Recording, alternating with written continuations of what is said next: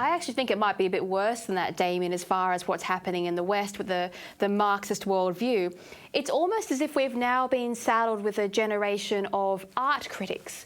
People who, instead of creating things and finding new ways forward, because they've been denied a proper education and been discouraged from competition and from doing anything useful, all they can do now is sit back and criticise and gain fame and fortune and social media praise, which is the new currency these days, in how much they resist and react to things they don't really understand. So sure, we've got all these university kids marching on the street for Palestine.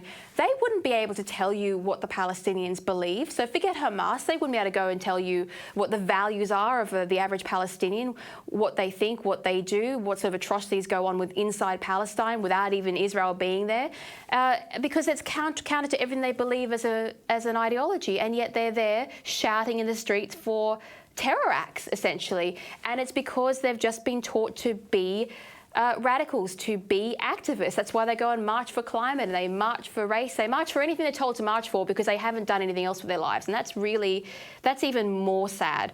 But as you said, this Yemeni civil war, it's a 9-year civil war. And you wrote that there are over 150,000 people who were killed in the fighting, 250,000 who have been killed in the resulting chaos, whether that's famine or illness, and 85,000 children who are estimated to have died in this thing. But there's no tears, no cries for the children, no word of scorn to the two Islamic regimes that are going on. This is Islam fighting Islam, and that makes for a crappy social media tag, Damian.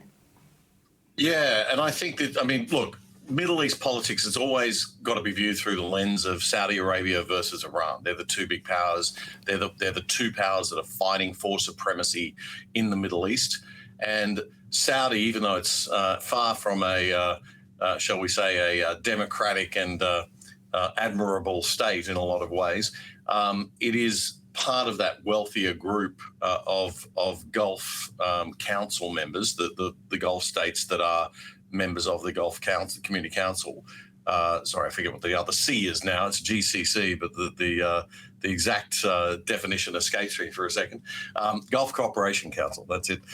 So that's Saudi Arabia, Qatar, Oman, the UAE, Bahrain, and Kuwait. And these are all very wealthy oil states that are very modernized, and they do tend to practice a more business-first approach to things and a little bit more open and liberal than many others, although I wouldn't put Saudi in the liberal category too much, but by comparison to some of the other states. And these are not the allies of Iran. These are the allies of Saudi Arabia. And what Saudi's scared of is Iran trying to turn Yemen into a satellite state of Iran. So Iran is agitating, getting involved, backing, they've got the Hezbollah active there, they've got their own, that lovely Iranian Revolutionary Guard Corps, the IRGC, they're in there as well.